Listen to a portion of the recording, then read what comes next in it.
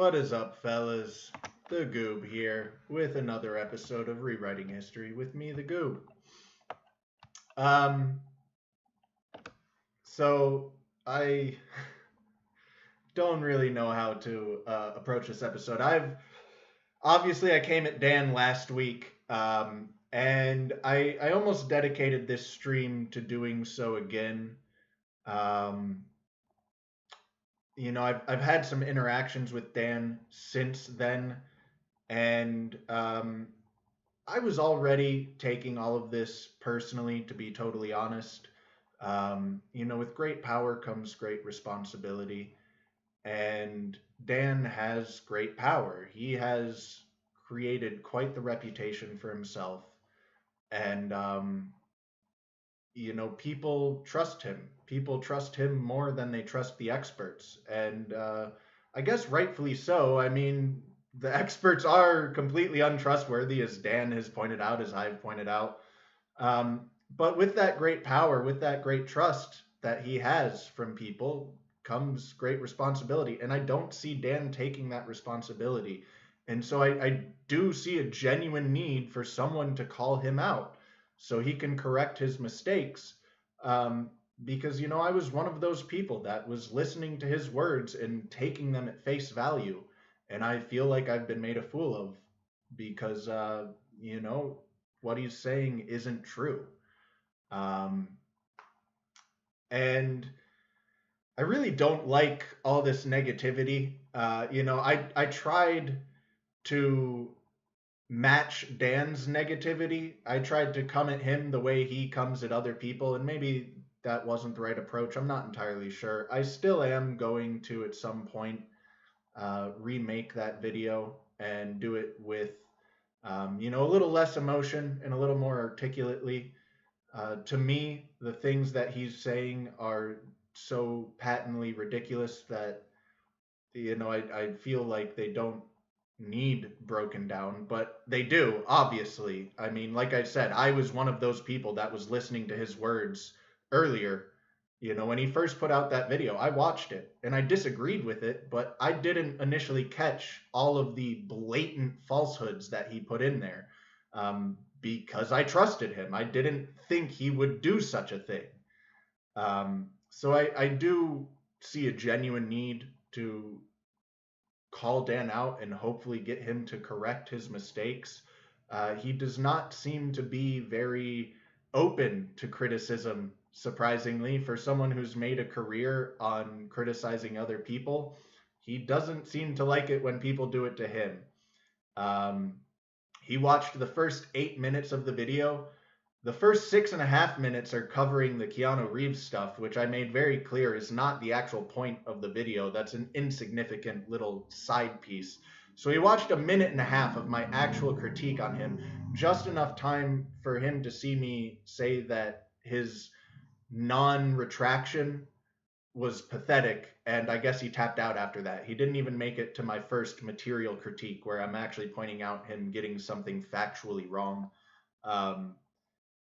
He's made personal attacks. He goes, no one cares about your small little channel. No one cares what you have to say.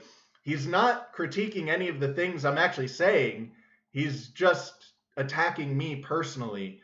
And it really is disappointing to see all of this. But, I think I'm going to change my approach, be a little more gentle, because it doesn't seem like Dan can handle the treatment that he dishes out to other people. And ultimately, my goal is to get him to correct his mistakes. So I think I'm going to have to put on the kid gloves and handle him real softly and make a video where I very, very politely point out why everything he's saying is wrong. But also, I just don't enjoy this negativity. Like, this stuff is affecting my mood. I realized before going live that I'm sitting over here like in a bad mood over my interactions with Dan, and I should be unbelievably excited, and I'll get to the reason why in just a second. But yeah, I don't know how Dan does this every week without it affecting him too. And I think it is affecting him too. And I think that's why you're seeing this behavior from him where, he can't handle criticism. He won't even listen to the critiques and he just makes personal attacks. Um, no, he didn't put a hate piece out. These are just interactions in text that we've had. He said he wasn't going to respond in video, which is fine. He doesn't need to respond in a video to me. But he does need to correct his mistakes. So, yeah, he's accused me of slandering him, which I don't think I have. He's, saying I'm being nasty to him, which I definitely have been antagonistic. I don't think I've done the things he's saying I'm doing, but I definitely have been antagonistic. And again, that's because I was trying to match Dan's energy. Dan's incredibly antagonistic. You only have to watch his videos or go look at his Twitter. He goes after people for sometimes they're very significant things, but sometimes they're incredibly small things, and he goes after them so viciously. He calls them disgusting and slime balls and all of this stuff. So I was trying to match Dan's energy. Maybe I needed my own approach. I don't enjoy matching Dan's energy. It wasn't enjoyable for me. So even if that is the right approach, I'm not going to do it's not the right approach for me. So enough of the Dan stuff for now. I'm not done with the Dan stuff, but enough of the Dan stuff for now.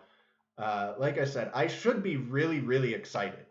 And I am really excited because I finally found someone else talking about NAGPRA. Illegitimate Scholar is, I guess he's a cultural anthropologist, so I guess he covers more modern topics largely, but I saw him on a live stream on Dan's show, actually.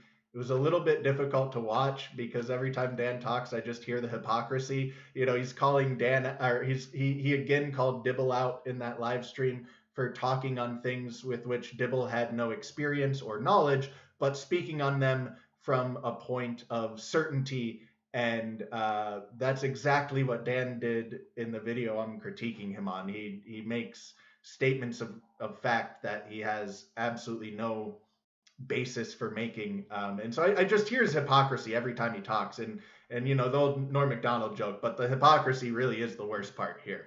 But anyways, he was talking to Illegitimate Scholar, and Illegitimate Scholar mentions that, hey, all of American history was just made illegal by NAGPRA. And he mentions that he did a stream with the Good Old Boys, or the Gob. I'm the Goob. They're the Gob. So the only people on the internet talking about this right now are the Goob and the Gob. Kind of a funny coincidence, I thought. But he has been talking about it for, it seems like, pretty much as long as I've been talking about it. And he took a slightly different approach in his approach. And he made some points that I was trying to make, but he did them a lot better. And I cover some things that he doesn't cover.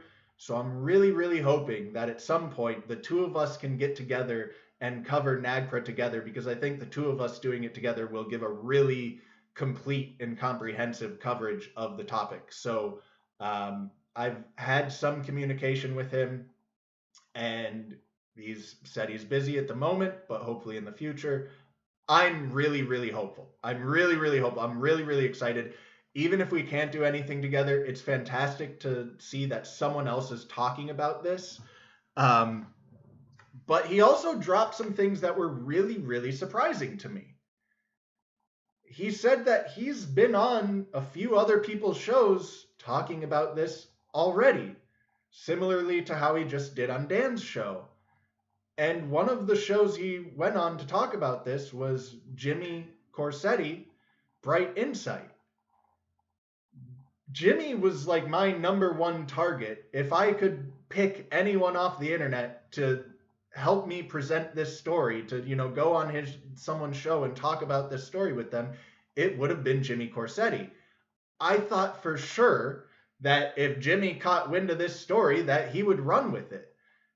I mean, he's going off on Göbekli Tepe and the WEF getting involved, and Gunung Padang and the WEF getting involved, and all of these cover-ups in archaeology right now. And this is by far the biggest cover-up, undoubtedly. Whether the intention was to cover up American archaeology or not, that is the effect of this law, is that all American archaeology has been made illegal for the public to know anything about, something that illegitimate scholar has realized.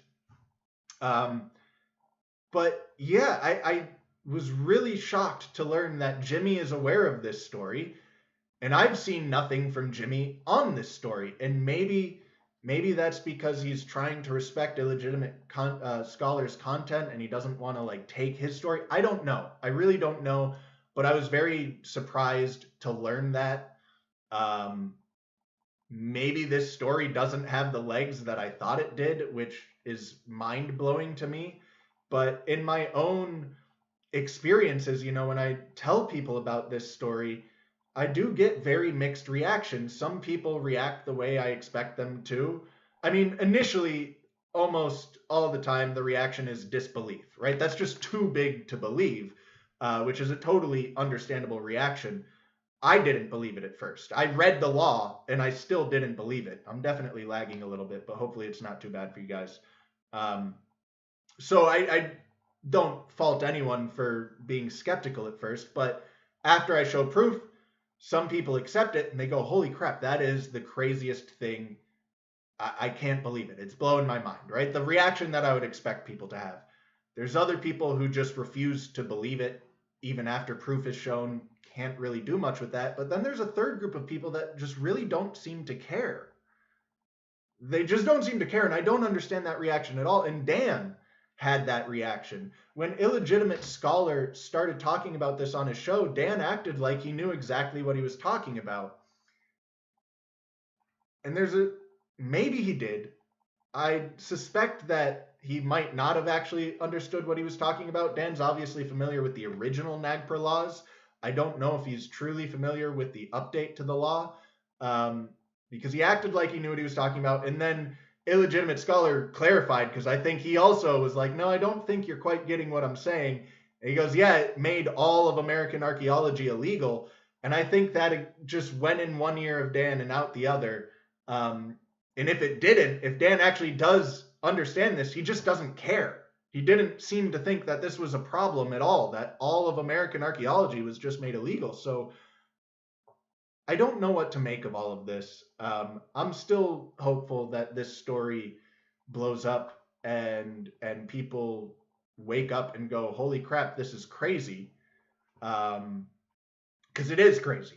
And it's even crazier that, like, you're not hearing a peep about this from the archaeologists themselves. When the original NAGPRA law was enacted, they were enraged.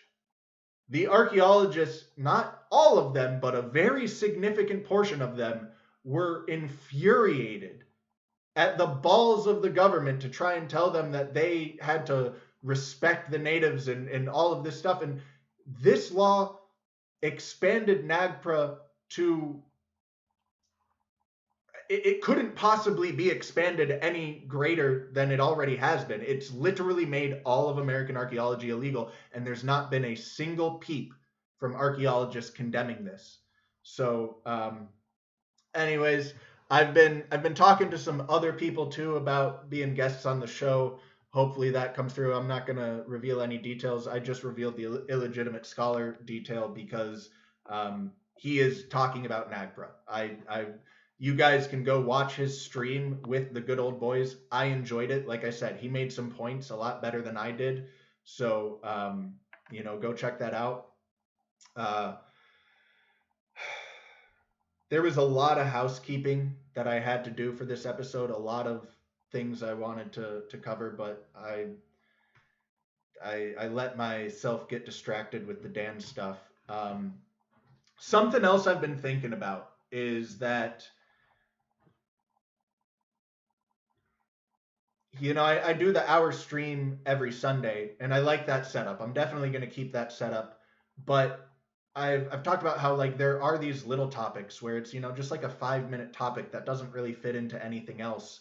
Or maybe it's I come across a topic I've already covered and it's just a piece of, information, a little update that I would like to add to it. But again, that doesn't really fit into a mainstream. So I was trying to figure out the best way to add this additional content, bring this additional content to you guys. And I feel very weird about this, but after thinking about it, I think this is probably the best way to do it. And I think I'm probably going to start a Patreon.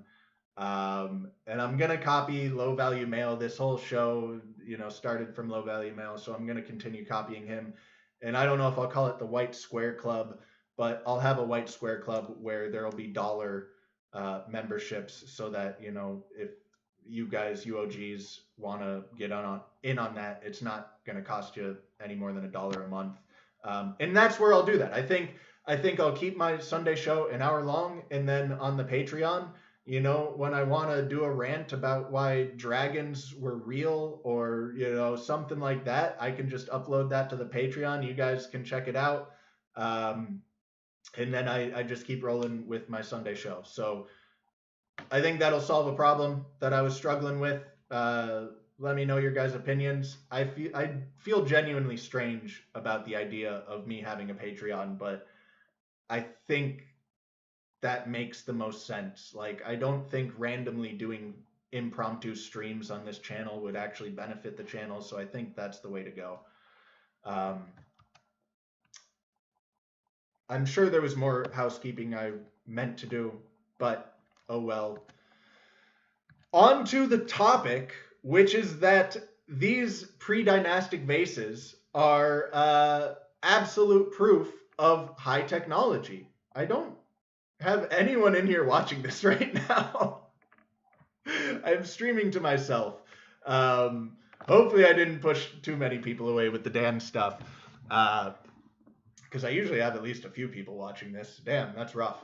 So I am still live though, right? It is still, yeah, stop streaming. I'm live. All right.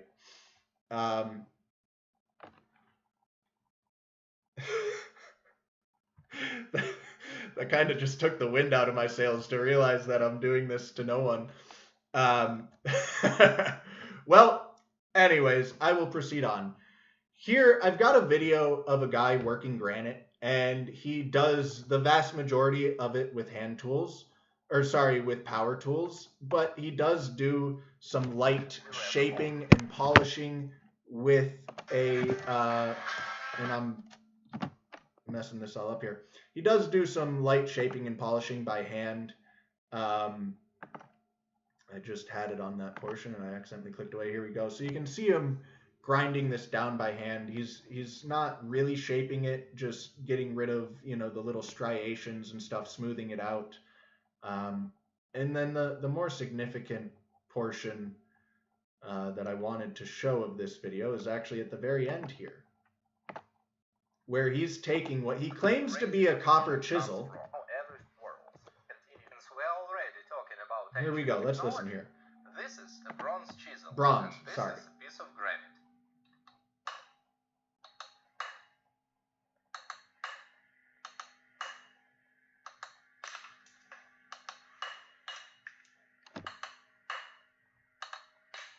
And I mean, he is chipping away this granite with that bronze chisel. Struggling slightly, but not too much. I mean, that's working, man.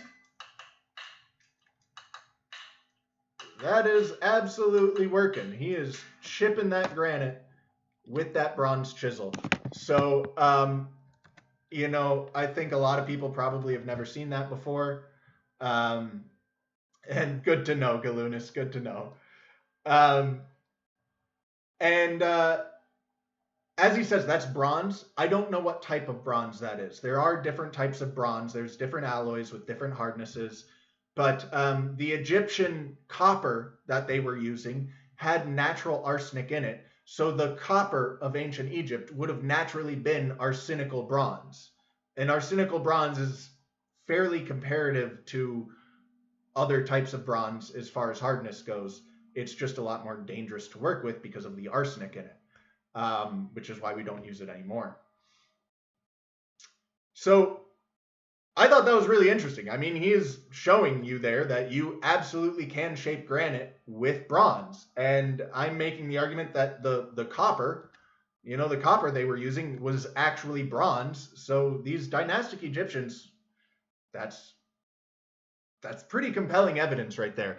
I am not sold on all of everything we see in Egypt being done that way, but clearly, you know, we in my very first or second episode, I think second episode, I cover the Ramses statues, which are undeniably made by Ramses and are incredibly impressive, and they're well after pre-dynastic Egypt, but even well after the pyramids. This is, I think, 19th dynasty that Ramses in, about 3,000 years ago. So 4,500 years old pyramids, 5,000-year-old pre-dynastic vases, 3,000-year-old Ramses statues.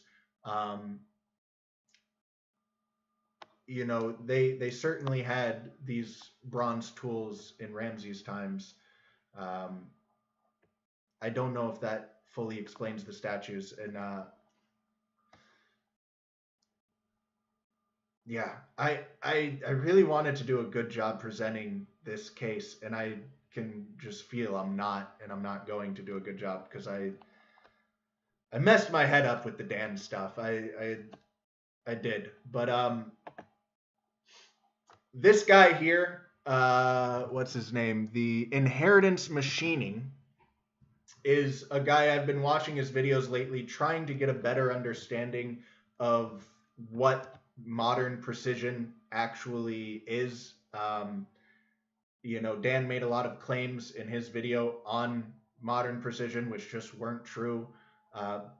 But most people have no idea that what he's saying isn't true. I had no idea what he was saying wasn't true, and I'm still trying to get a better grasp on this stuff. But we have lathes today that can take things down to millionths of an inch. So these vases were dealing in thousandths of an inch.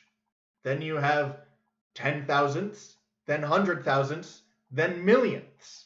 So we can take things down to millionths of an inch. We can make things incredibly precise. And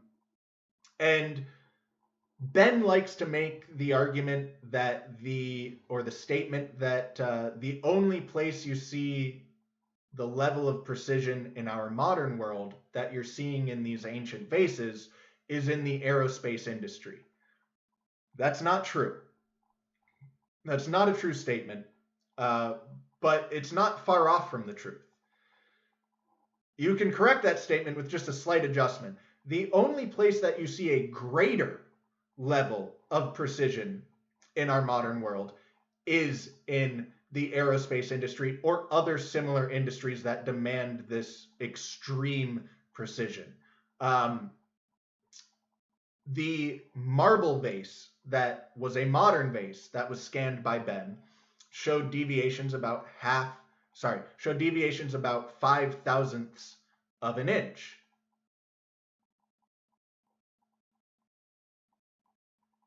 I don't want to get too much back into the Dan stuff, but like Dan, you know, claims that the vases, the ancient vases, they could have taken them down to absolute perfection. They could have taken them down to millionths of an inch if they were actually using high technology. Well, yes, they could have, but why would they? Because they're making vases. They're not making toolery. They're not making working parts. They're making vases. So when we make vases today on high-tech lathes, we don't take them down to millionths of an inch. We have the ability to do so, but we don't do it because it's not necessary. I've got Cornell plates in my kitchen right now that are visually imperfect. You can see that they're wavy. They've got thicker spots and thinner spots. They're not perfectly round, but they're good enough because they're just plates that I eat off of. They don't have to be perfect within 1,000th of an inch. So they're not. Are those not made with modern high technology? They absolutely are, just like that marble vase was made with modern high technology. But there's no point in taking these things to that level of precision for a vase. All you need to achieve is it visually perfect? Is it perfect to the touch? Is it balanced? It checks those boxes? Okay, good. We don't need to make it more perfect than that. It's already perfect for its function, for its use. So, you know, I just want to emphasize that the level of precision in the vases, the pre-dynastic ancient Egyptian vases, is the exact same level of precision that we use in modern standards today. That you can, like I said, you can get a lathe that takes things down to millionths of an inch, but there's a law of diminishing returns, right? Those incremental improvements become more and more difficult and more costly. You can go pick up a lathe for like 2 or 3 grand that will take you within thousandths of an inch. You can get a lathe for a couple grand that will keep your tolerances under 5 thousandths of an inch. But if you want to go to 10 thousandths of an inch, if you want to go to 100 thousandths of an inch, God forbid you want to go to a millionth of an inch. I genuinely have no idea what it would cost for a lathe that gets things down to a millionth of an inch. They don't list the prices on those types of things. We are talking like millions and millions of dollars. All right. But even just to go down to like 10 thousandth of an inch, you're taking that 2 or 3 grand lathe and taking it up 10 grand, 20 grand, 30 grand. You know, you want to go down to 100 thousandths of an inch, you're quite possibly getting into 6 figures there for that lathe. It's not practical to make things that precise unless they need to be that precise. So and again, keep in mind that these lathes or these vases can't actually be turned on a lathe, right? So Ben likes to say that the vases were made likely with a CNC machine, a 5-axis CNC machine. And the standard level of precision for a very high-tech modern 5-axis CNC machine is 5 thousandths of an inch, which is comparable to what we see in the vases. The vases have those lug handles on them. The vases cannot be turned on a lathe. Not entirely. The majority of them can be, but you have to address the area in between the handles, which can't be turned on a lathe. And to maintain the tolerances in those areas, I don't know how you explain that, especially without high technology. I think I've made the argument that these can't possibly be made by a master craftsman using hand tools pretty clearly, but I'm gonna try and make it again just a little bit. I don't have a timestamp pulled up, so I'm not gonna try and show it. But in Ben's video where he's covering the measurements of the vases, right? You have to keep in mind that all of the measurements he's taking are also being measured in relation to the other measurements. So could a master craftsman polish something to the perfection of 1 to 2 human hairs? Yes, they could. It would be very difficult, but it's possible.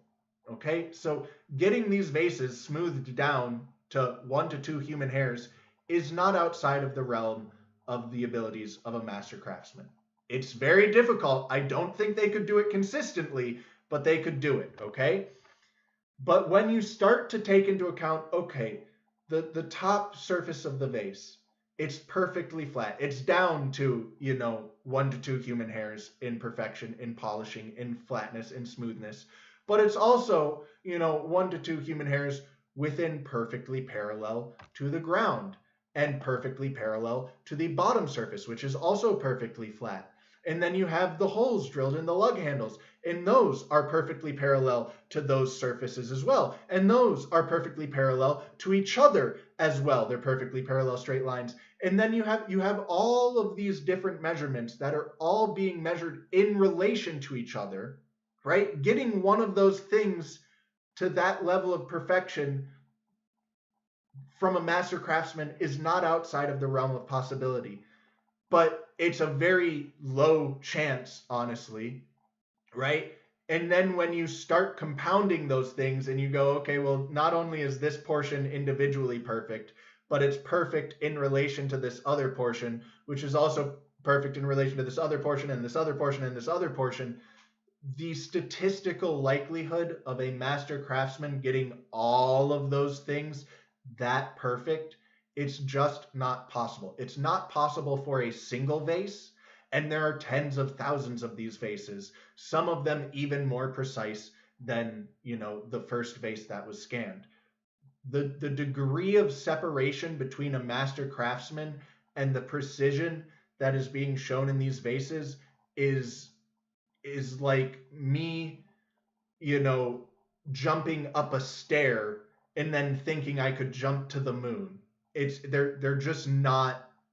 It's just not, okay.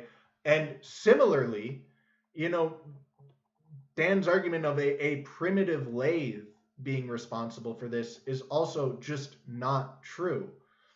And that's ignoring even the fact that these can't be turned on a lathe. But yeah, I do recommend. I'm not going to play these videos because they're long and they're really, honestly, kind of boring. They weren't boring to me because I'm interested in this stuff, but I feel like they would be pretty boring. I'm not trying to insult this guy's videos. I actually really enjoyed them, but I feel like to your average person, they would be very boring. But he is taking an old super precision lathe, right? That's the actual terminology here, is a super precision lathe, and this super precision lathe is meant to take things down to tolerances measuring within like the 10,000th of an inch range. Okay, so he's taking this thing and trying to repair it, and he's got a couple videos on this. You had one job and you did it wrong, and so a lathe walks into a bar. They're both great videos if you want to get some type of understanding of what actually is required to achieve the levels of precision that we see today. It gives some really good insight, and it's just a little window. Like, it's by no means is this comprehensive, but this little window for me is enough to see that so clearly these were not made by a primitive lathe. Like I said a couple weeks ago, this wasn't an industrial society. This was a fully industrialized society that was fully embracing this idea of progressive improvement. And I don't think I have the video saved, unfortunately, but like I've been watching a lot of lathe videos lately, and I watched a video of a guy who had an old lathe, and he's talking about how he used this lathe to build improvements to the lathe. So he had a super precision lathe already, and he used that lathe to build new components to improve that lathe to make it even more precise. And that's exactly what was going on in this predynastic civilization, is they very clearly understood this engineering mindset. Like I said, there was someone born with the vision. There was someone born who could just see this stuff, okay? And they created a lathe and then continued improving upon it. They speed ran the Industrial Revolution, is what it seems like. And they got up to a point where they were producing things directly comparable to the things that we can produce today. And something I haven't even touched on yet is the actual material being turned. This is something that I haven't been able to find a lot of information on.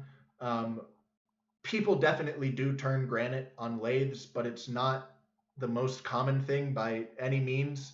And so trying to get information specifically to granite turning, I don't have a whole lot yet.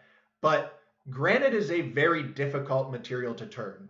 It's obviously a very hard material, and it's also not a consistent material. There's different hardnesses within the material.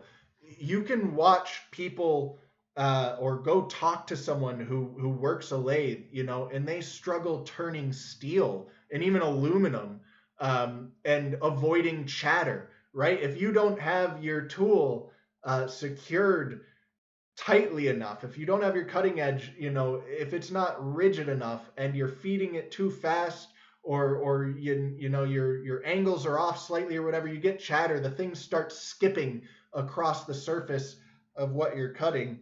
And that shadow just made it look like I had a really gnarly bruise on my elbow. I don't though.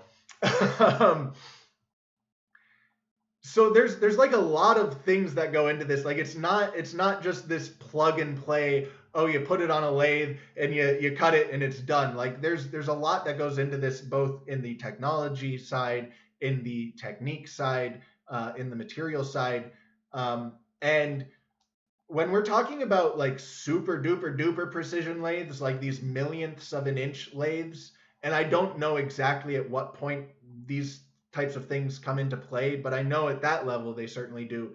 You have to account for things like heat expansion.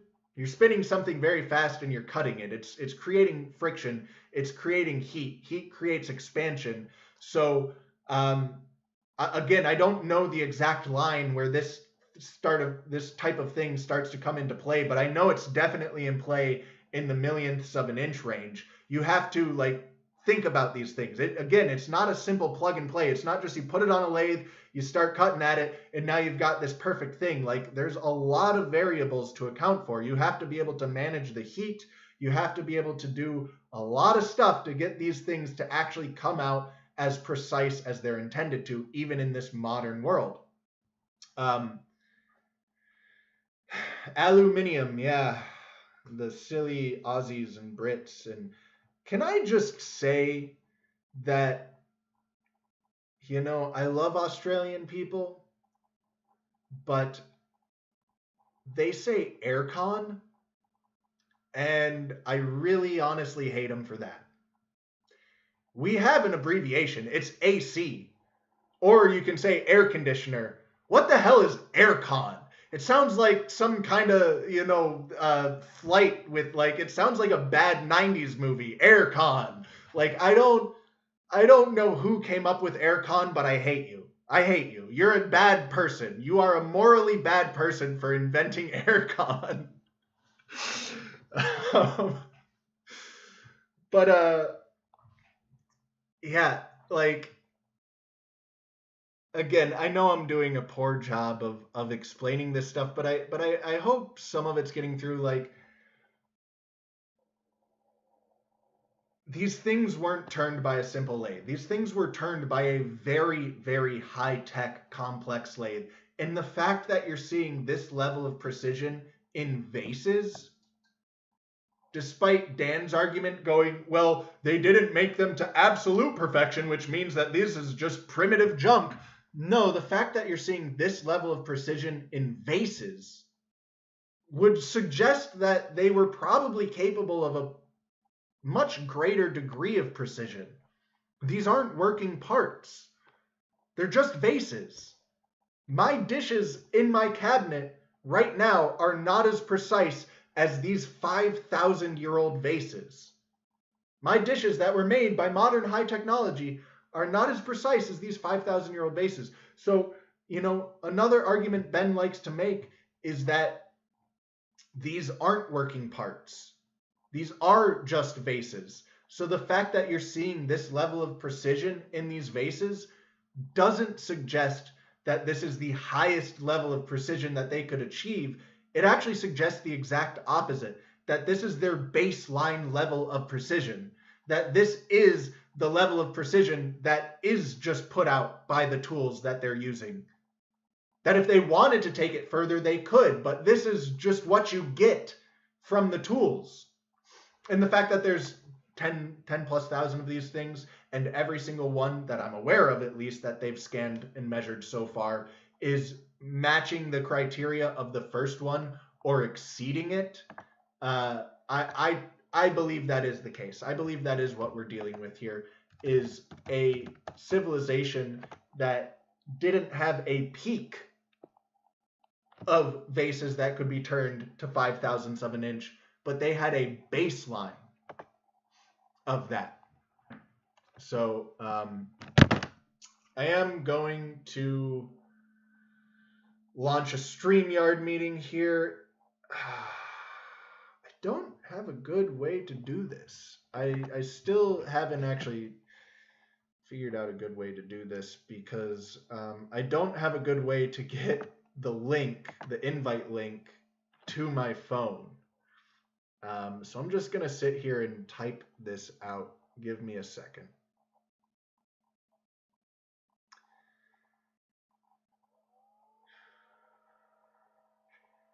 Okay, I think I got it. Let's see. No, I missed a 5. There's a 5 in there. All right, I think I got it. There we go. Okay. Copy that. Drop it in the chat if anyone does want to call in. Anyone, I think, is you, Mr. Galunas. I think you're the anyone today.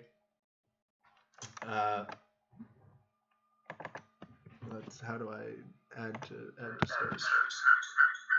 Woo, buddy.